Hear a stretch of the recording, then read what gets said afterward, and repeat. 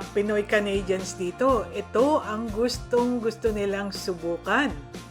Ang pag-camping at syempre gamit ang RV, ang recreational vehicle, na pwedeng-pwede nyong rentahan. Meron tong maliit, may medium size at meron ding mahaba. Ito yung maliit na RV. Pwede to sa 2 tao or isang pamilya, mag-asawa at 2 maliit na anak. Pwede na yan. Ito naman yung mahaba, parang kasi laki na siya ng bus. Pang-6 hanggang 8 tao. Ang tanong, pwede ba mag-drive ang ordinaryong driver kahit hindi siya professional? Ay, pwedeng-pwede po. At syempre, may kasama ding insurance yan na kasama nyo na ring babayaran. Isa pang possible na tanong, pwede bang mag-drive o mag-rent ang turista? Yes, pwedeng-pwede din. Alam nyo, feel ko kung ako magda-drive niyan, siguro i-request ko, pwede bang i-test drive muna? Kasi mararamdaman ko kung kaya ko o hindi kung ako mismo ang nakaupo sa driver's seat. Ay, sigurado naman ako, hindi ako papayagan ng asawa ko. Anyway, magaling naman siya mag-drive, for emergency na lang ako. At saka tignan nyo yung side mirror, 8 feet mahigit yan. Yan namang nakausli sa bubong ay kama yan. Mamaya papakita ko sa inyo kung ano itsura.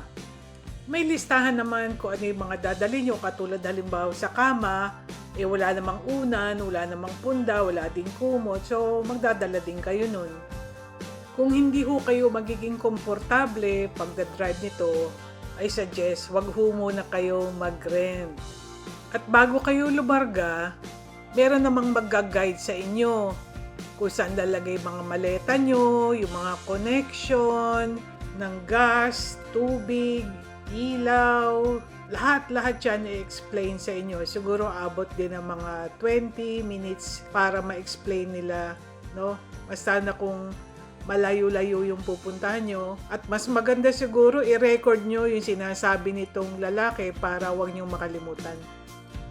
Siyempre, sa sobrang ka-excitedan nyo, marami kayong makakalimutan. Anyway, may guide naman sa loob. Nakalista naman, may labels lahat. Ang rate nito per day, $150 Canadian. Pero siyempre, iba-iba, depende sa season. No? May peak season, may lean season, at depende din sa size ng RV na rerentahan nyo. Pagpasok nyo, una nyo makikita yung pinaka-kusina. Marami namang mga drawers, mga cabinet talaga ng gamit. Siyempre, ang importante, yung merong microwave lutuan, meron ding gas stove, at sa bandang kanan, meron naman siyang pinaka-dining table na pwedeng gawing kama. Ito na yung living room nyo. Yan yung pinakasala. Kita nyo may mga seatbelt kasi dyan nakaupo yung mga pasahero. Komportable naman siya kasi ang size nito, Canadian size o American size kaya mapapansin nyo malalapad, medyo malalaki, pero kayang-kaya ng mga Pinoy yan. At sa taas naman ng driver's seat ay merong kama. No, pwedeng bata dyan, kasya 2. Tapos makikita nyo may bintana siya sa kanan at saka sa kaliwa para doon sa mga claustrophobic at saka para din pumasok yung hangin. Siyempre, meron ding freezer at saka refrigerator, lalagyan ng gamit. I'm sure pupunuin nyo yan. At ang katabi niyan ay yung shower room. Malaki-laki din siya. Ang suggestion ko, maligo na kayo muna sa bahay. Tapos yung pangatlong araw, pwede na kayong maligo dyan. At kung maubusan man kayo ng tubig, meron namang makukunan ng tubig sa campsite mismo. Huwag kayong mag-alala kasi may hot water naman yan. At syempre, ang pinaka-importante, yung toilet. Huwag kayong mag-alala, kasama na yung cleaning fee sa binayaran nyo. Dito naman yung kama, queen size bed siya. Nakabalot siya ng leatherette para waterproof. So, kailangan nyo magdala ng unan at saka ng kumot. Basta na kung maginaw. Sa bagay, pwede naman kayo magsiksikan kung maginaw. Buti na lang may heater yung buong RV. Siyempre, excited ang lahat. Load ng load. Hirap din kasi may kasamang batang maliit, ang daming gamit. Pag nalagay na yung mga gamit, mukhang masikip na. So sana unlimited data yung cellphone nyo kasi yun ang pinakagagamitin na GPS. Huwag kayong mag-alala na mawalan kayo ng battery kasi may saksakan naman sa loob. At saka isa pa, mawalan man ng power yan, meron namang generator. Kasi mahirap maligaw eh. Ang hirap i-U-turn yan kasi ang laking sasakyan. Minsan mo, maabot pa ng 2 to 3 kilometers bago ka maka-U-turn. Ito, ibang klaseng RV na hatak ng SUV. Dapat po siguraduhin yung safe yung driver nyo kasi scenic view ho yan. Ang dami hong makikita along the road. E baka maligat yung driver nyo. Siyempre, kailangan eyes on the road. Dito kami ngayon pumunta sa Porto Cove. Mga 1 oras lang mula sa Vancouver. Kaya pwedeng balikan actually. Pero siyempre, para may break naman, okay din mag-overnight. Dapat mag-register at magbayad na rin kayo online para sure na meron kayong space. Kasi from spring, summer at saka autumn, medyo punuan din eh. Mura lang dito, $35 Canadian. Per day yun ah. Ang maganda kasi dito, may kuryente. Hindi katulad dun sa mga ibang pinupuntahan namin. Talagang totally, wala kang makukuhang kuryente. At since hindi naman to kalayuan, may signal pa. Siyempre, iba ang simoy ng hangin pag nature talaga. At saka salt water din to. Actually, itong Porto Cove, ano din siya, pagpalabas ng Vancouver, part pa siya ng Pacific Ocean, kaya maalat pa siya na tubig.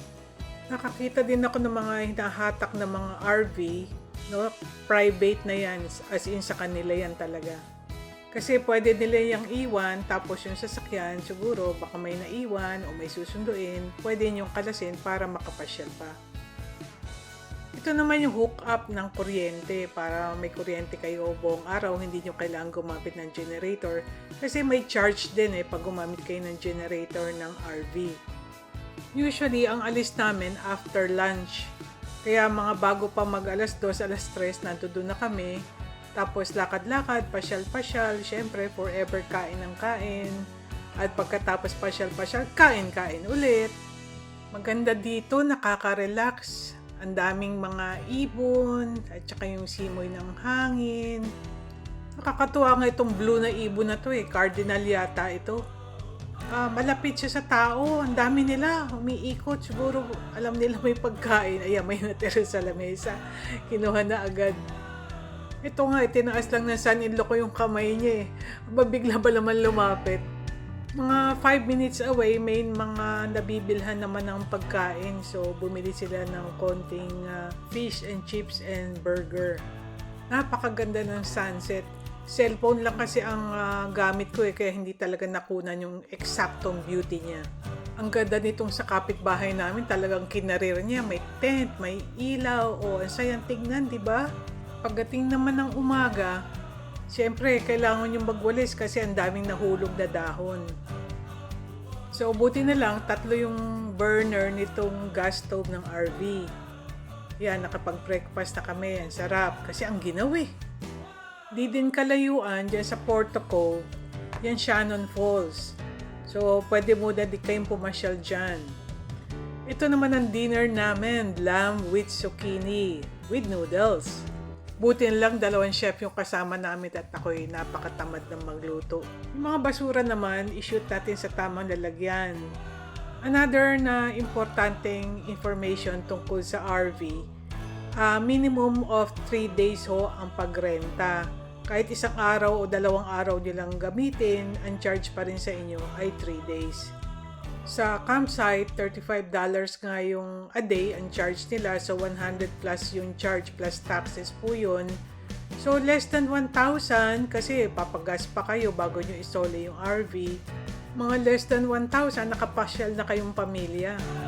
I'm not camping!